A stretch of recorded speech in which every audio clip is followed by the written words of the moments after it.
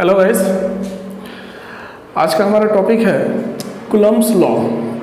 Electrostatic chapter का ये बहुत ही इम्पोर्टेंट लॉ है। अभी तक इलेक्ट्रोस्टैटिक में जो हमने पढ़ा उसमें हमने सीख चुके हैं कि दो तरह के चार्ज होते हैं, पॉजिटिव और निगेटिव, और दोनों तरह के चार्जेस के बीच फोर्स लगता है। इस फोर्स को हम लोग इलेक्ट्रोस्टैटिक फोर्स के नाम से जानते हैं। अब ये जो फोर्स है ये अट्रैक्टिव भी हो सकता है और रिपल्सिव भी हो सकता है। ये डिपेंड करता है कि वो चार्ज किस तरह के हैं। जैसे कि अगर दोनों लाइक चार्जेज हों तो उनके बीच रिपल्सन का फोर्स लगेगा, और एक पॉजिटिव और एक निगेटिव यानी अनलाइक चार्जेज हो तो उसके बीच अट्रैक्टिव फोर्स लगेगा। बट इस फोर्स का मैग्नीट्यूड क्या होगा, उसका डायरेक्शन क्या होगा, इस चीज़ को कूलम्ब ने बताया था। तो आइए हम लोग जानते हैं कूलम्ब्स लॉ को और सीखते हैं कि कैसे दो चार्जेस के बीच हम लोग फोर्स और उसके डायरेक्शन को ज्ञात कर सकते हैं।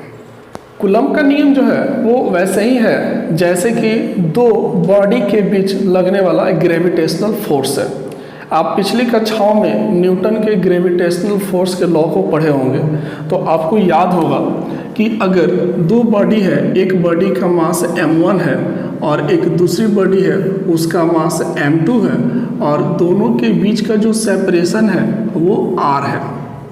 तो अगर ऐसा हो तो दोनों बॉडी के बीच लगने वाला जो ग्रेविटेशनल फोर्स होता है F, according to Newton's law of gravitation, directly proportional to product of their masses, यानी जो दोनों के बीच जो फोर्स लग रहा है वो फोर्स दोनों बॉडी के मास के प्रोडक्ट का इन्वर्सली प्रोपोर्शनल होता है, यानी m1 इंटू m2 का इन्वर्सली प्रोपोर्शनल। एंड डिस्टेंस जो भी होता है दोनों के बीच, तो square of the distance between them inversely proportional होगा उसके दोनों के बीच के डिस्टेंस के स्क्वायर का इन्वर्सली प्रोपोर्शनल।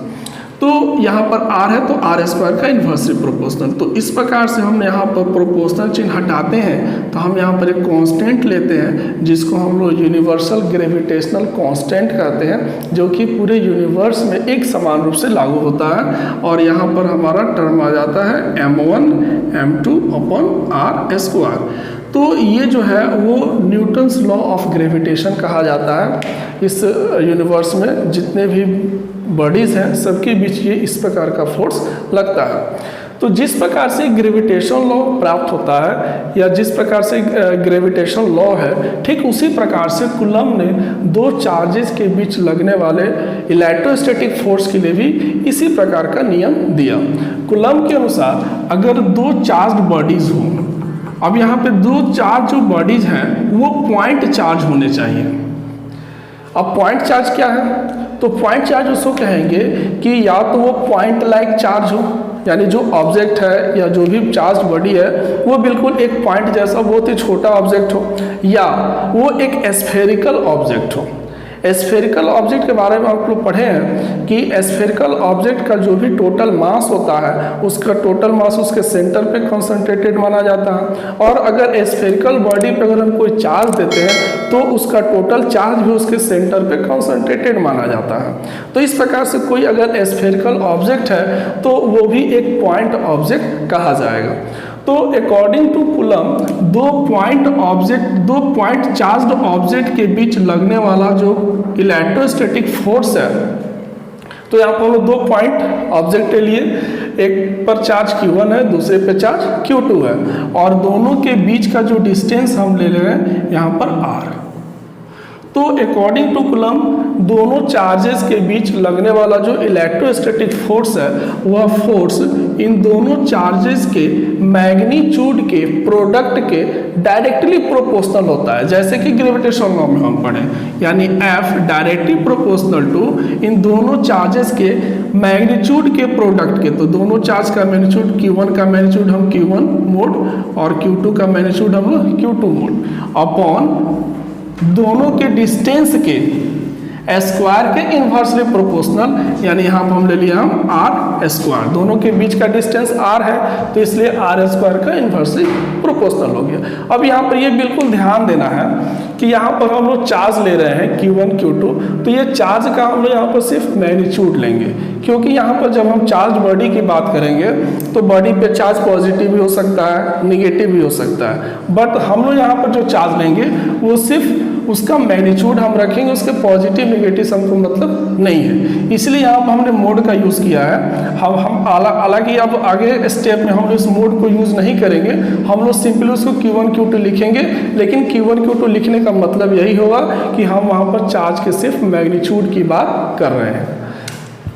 तो यहाँ पर जब हम प्रोपोर्शनल चिन्ह हटाते हैं तो यहाँ पर हम एक कांस्टेंट लेते हैं स्मॉल k और इसको लिखते हैं Q1 Q2 upon R square.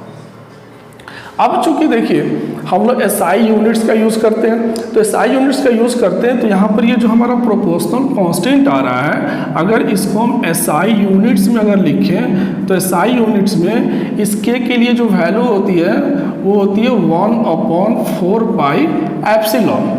अब एक नया टर्म आ रहा है एप्सिलॉन, तो इसको हम लोग यहाँ पर अगर यूज़ करें तो दो चार्जेस के बीच जो लगने वाला फोर्स है उसकी वैल्यू हो जाएगी 1/4 pi epsilon Q1 Q2 upon R square.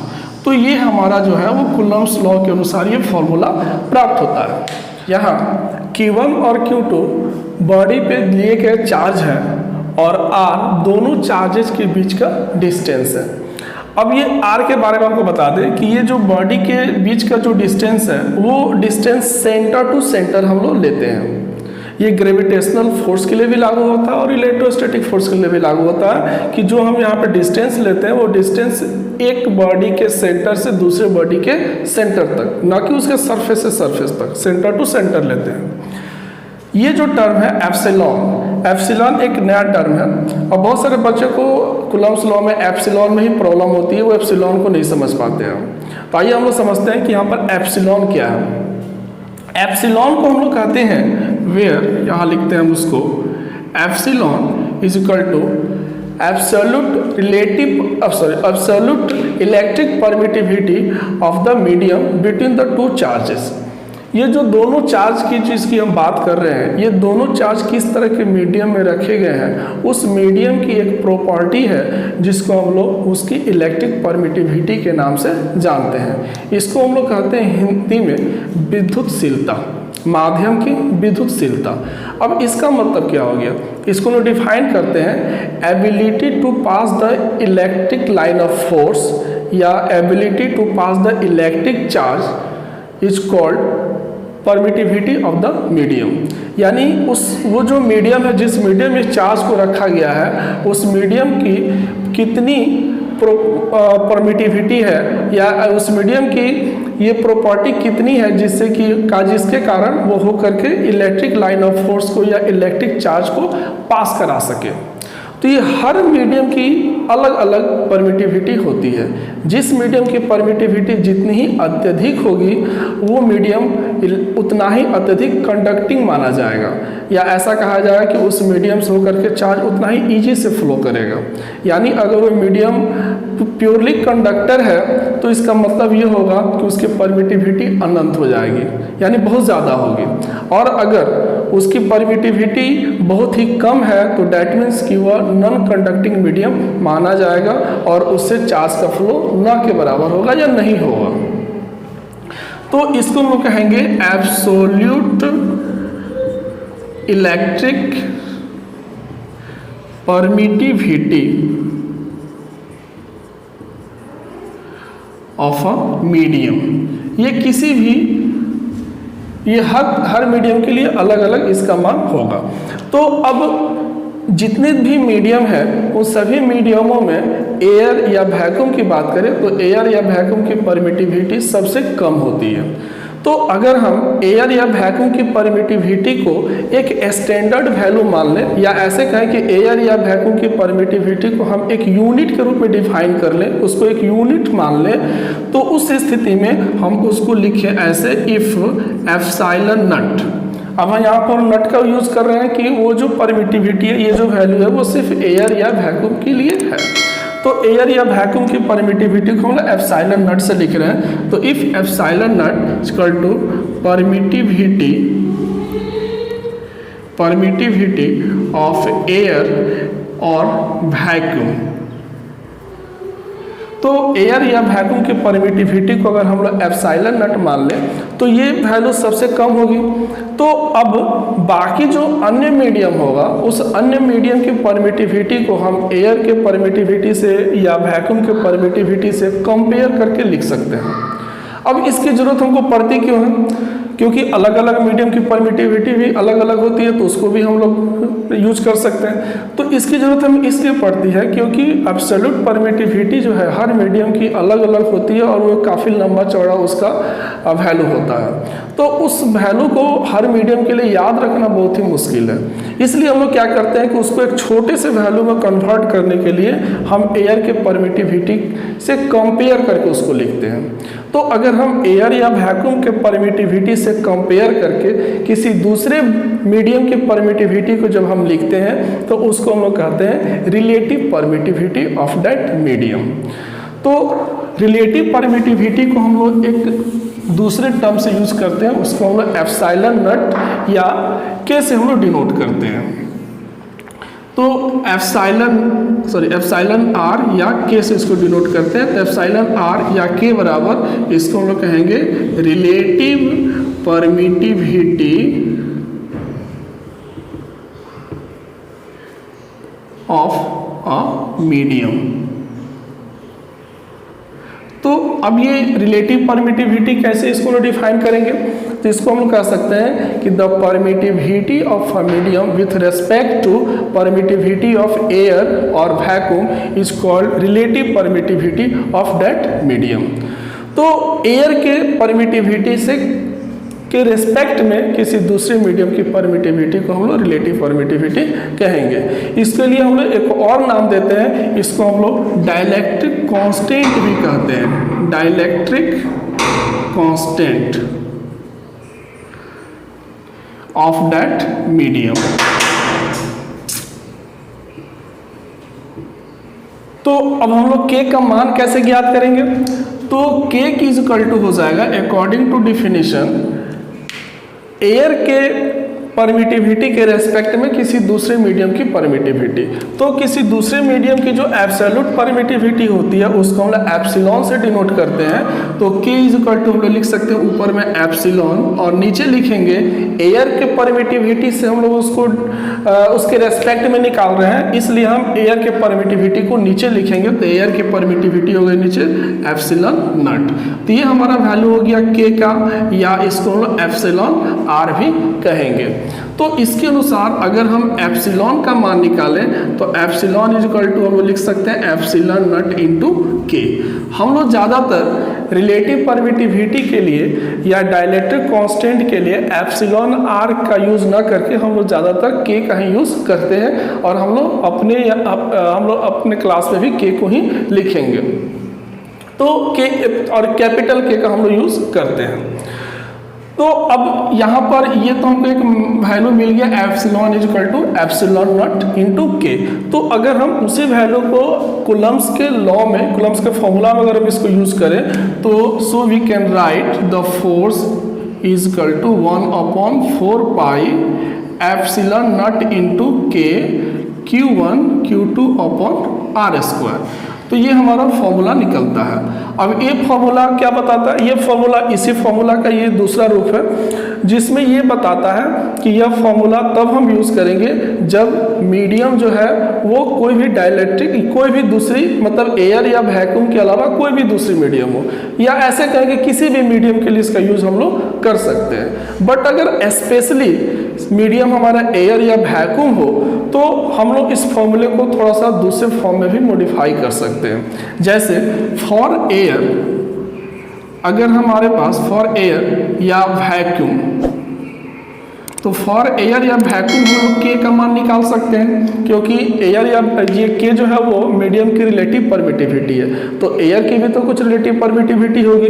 तो चूंकि हम लोग किसी यहाँ पर जो फॉर्मूला है उस फॉर्मूले के अनुसार K is equal to epsilon upon epsilon naught का हम लोग यूज़ कर रहे हैं। तो इस प्रकार से एप्सिलॉन हम लोग यहाँ पे इसलिए ले रहे हैं कि वो जिस मीडियम की हम परमिटिविटी निकालना चाहते हैं, रिलेटिव परमिटिविटी, वो मीडियम है। तो यहाँ पर हम एयर या वैक्यूम की रिलेटिव परमिटिविटी निकालना चाहते हैं, इसलिए हम लोग ऊपर में भी एप्सिलॉन नॉट का यूज़ करेंगे। और फिर बाय डिफॉल्ट फॉर्मूला में हमारा नीचे एप्सिलॉन नॉट ही होता है, क्योंकि हमको एयर के परमिटिविटी के रेस्पेक्ट में हम लोग रिलेटिव परमिटिविटी निकालते हैं, इसलिए नीचे भी एप्सिलॉन नॉट होगा। और इस प्रकार से दोनों कट करके इसका मान हो जाएगा 1। इसका मतलब ये हुआ कि एयर या वैक्यूम के लिए रिलेटिव परमिटिविटी या डाइलेक्ट्रिक कांस्टेंट का मान 1 होता है। तो अगर हम कूलम्ब्स लॉ को हम लोग सिर्फ एयर के लिए अगर लिखें तो उसको हम लोग लिख सकते हैं F air is equal to 1/4 pi epsilon. K का मान यहाँ पे 1 हो जाएगा और ये हो जाएगा Q1 Q2 upon R square. तो इस प्रकार से हमारे पास फॉर्मूला हो जाएगा ये।